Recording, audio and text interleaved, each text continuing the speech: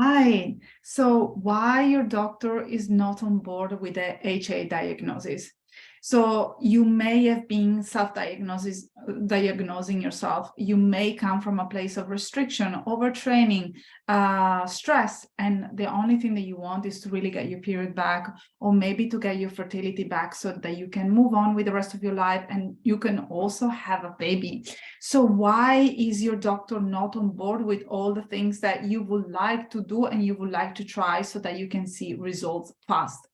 First of all, for all the new people, all the new women, and for all of you that don't know me, my name is Claudia Vidor. I'm a nutrition and dietetic clinician, and I have a very holistic approach when it comes to healing from hypothalamic amenorrhea and infertility and subfertility.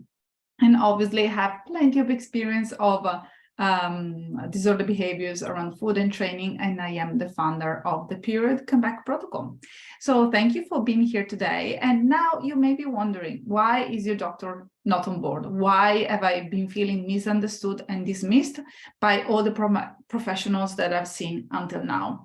You may have got to a point where you think that doctors are evil and are not going to give you any solution, any answers. And I think that that's the rhetoric that it's really going around, especially the eating disorder, hypothalamic amenorrhea, subfertility kind of realm, kind of word, because I felt it in my own skin. I felt completely misunderstood when I went to see a doctor more than a decade ago right now, and I really wanted to have children, and I hadn't had my period for a long time.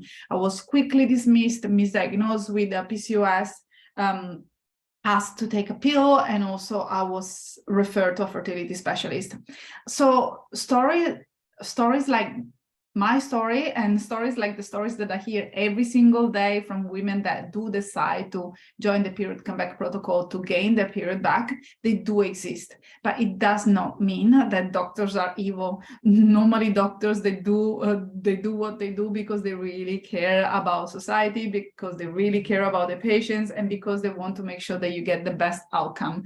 So you may be wondering at this point, so if that's the case, Claudia, how come that they don't ask questions? How come that they don't even really understand what I'm saying, or they don't seem interested, and they just want to put a band-aid solution on top of what's going on in the form of a pill, IVF, HRT, without getting to the root cause? So first of all, let's make a statement here. Doctors are not evil, and they can be an incredible tool to help you to get your period back and to get your fertility back on track. All right. So why did you have bad experiences when going to your doctor? First of all, they don't have the time to ask the deep-rooted question. They don't have the time to get to the root cause of why you've been feeling anxious, or why you have not been sleeping, or why you have been suffering from hot flashes at the age of 20, 25, 30, 35.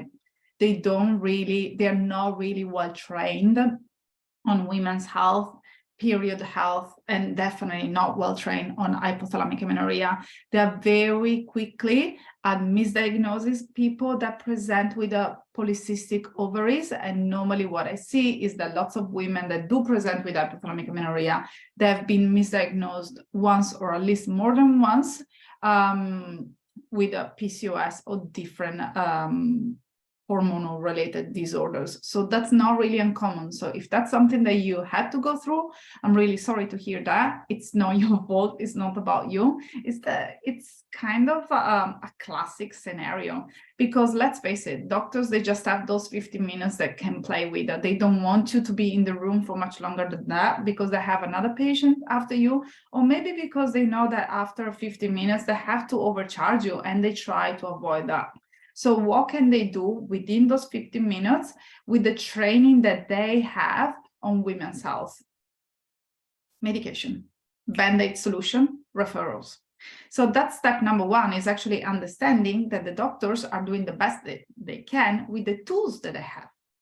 Secondly, doctors have spent many, many years studying, in so many years working night shift and really stressing out and doing the best that they could to get their degree and finally start to help people. Unfortunately, during the medical curriculum, they didn't have the chance to really study nutrition, and they definitely don't know much about exercising. And sometimes they don't really know how exercise can impact someone's health and ability to perform in life, and how it can impact fertility, ion storage, gut absorption, and malabsorption. They're simply not really well trained on that. And even if they ask the question, even if they asked you, for example, let's say, what did you have for lunch? And did you experience bloating after that? They wouldn't know what to do with that kind of information. And also, they're really good at screening some disorders. Like they could be good at screening for an eating disorder, for example, or a mental health disorder. But even in that situation, they would need to refer you to someone else because they don't have the training to help you, even when they ask the questions, which is why most of the time, they do not ask the questions. And once again, going back to step number 1, they're doing the best that they can. So they normally slap you with a Band-Aid solution. Some doctors may be quite dismissive in a rude way. And if that was your experience, I'm really sorry that you had to experience that. There is nothing worse than going to a professional, wanting to be heard, wanting to find a solution, to then feeling completely unheard and in even a worse place than you were before seeing them. I have currently a client that she's been desperate to get the period back and to start a family, and her doctor has been refusing to test her sex hormones for the longest period of time. So if that's your situation, if you have a doctor that is completely dismissive of what is going on, that it's not helpful enough, just mind you that depending on the country that you live in, you can definitely go to a different doctor. So you can ask for a second opinion. You can also look online and find the doctors that specializes in women's health.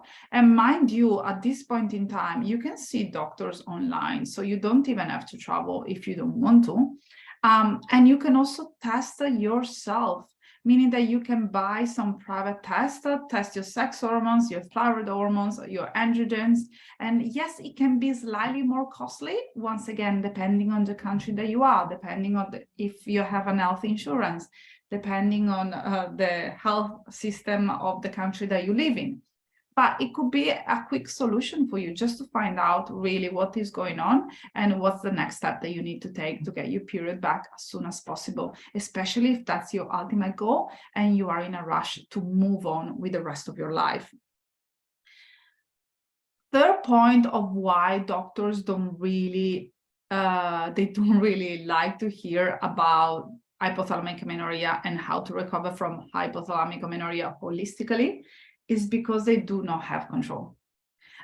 If you tell your doctor, I would like to get my period back and I really would like you to help me out with that, and the best way for me to actually tackle this situation is to gain weight and exercise less, because that's what I've been reading in a couple of books.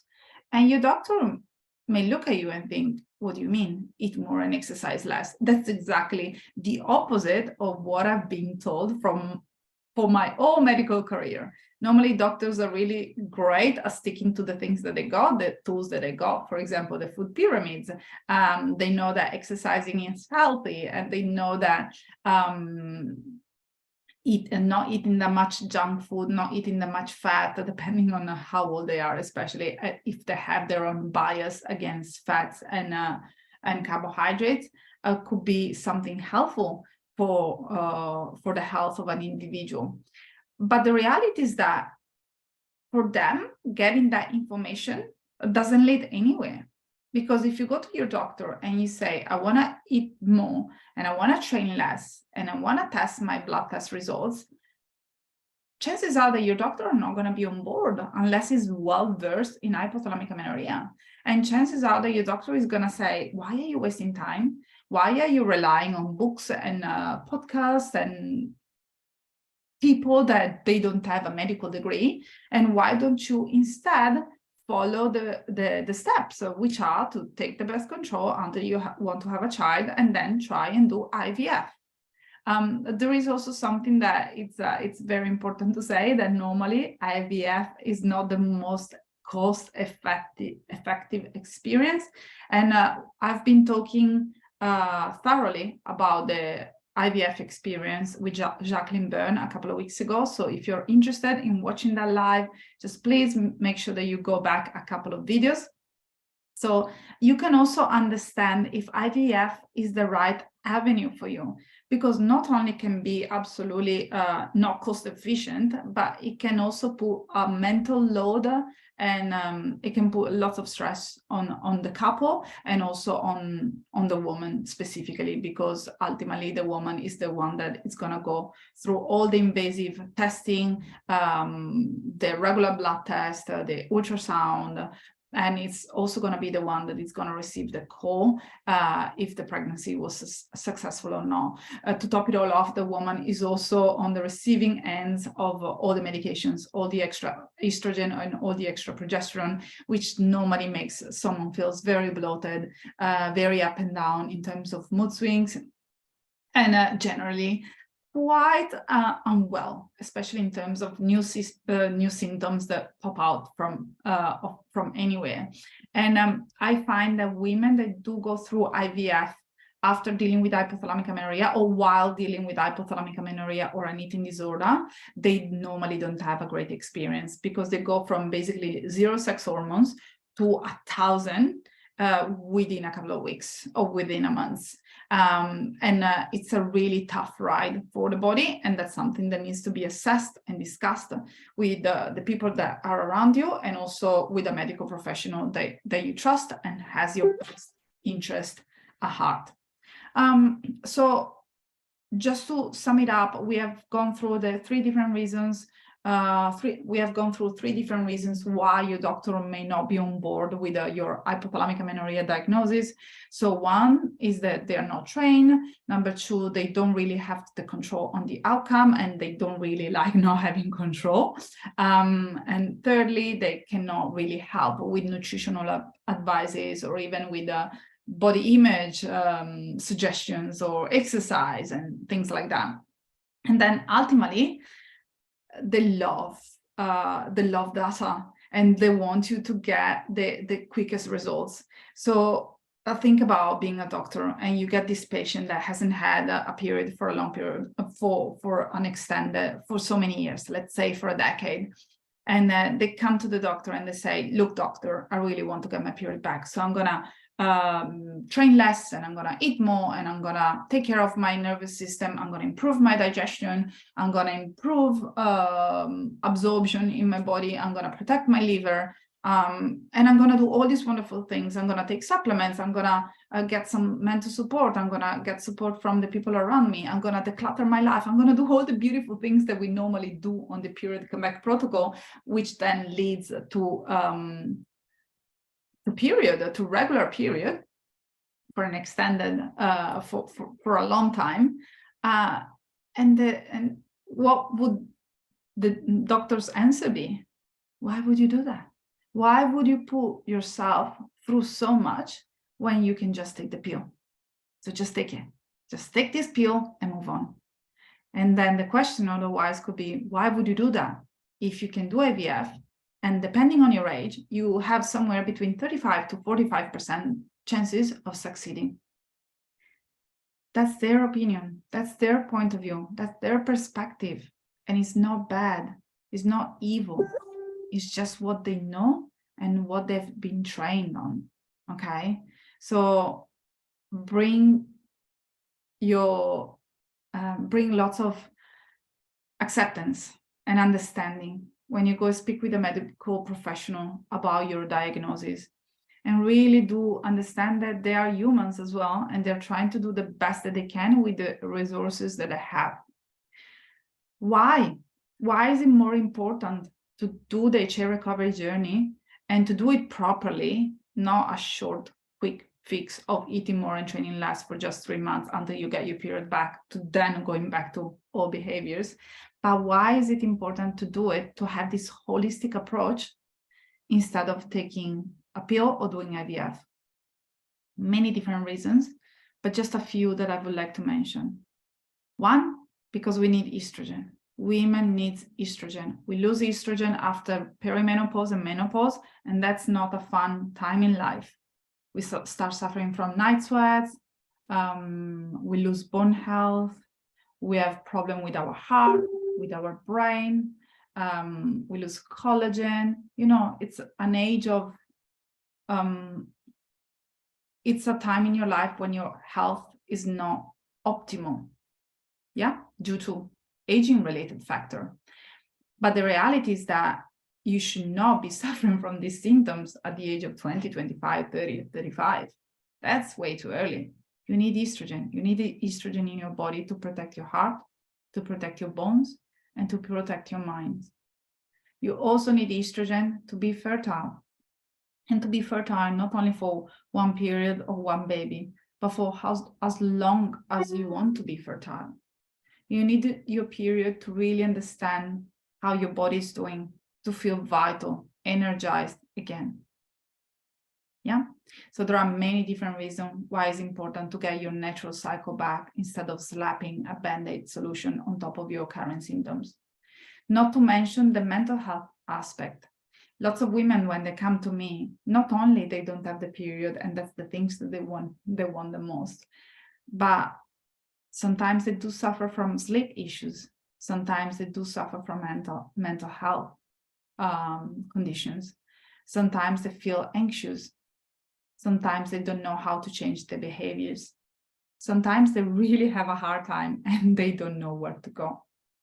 So I don't know if you resonate with these words, but if you do, and if you have been to many doctors and you don't know what's the next step, and you really would like to have a holistic approach so you can get your period back, but not only that, so you can get your health back, just make sure that you reach out to me today and we can create a roadmap of how we can make it happen together.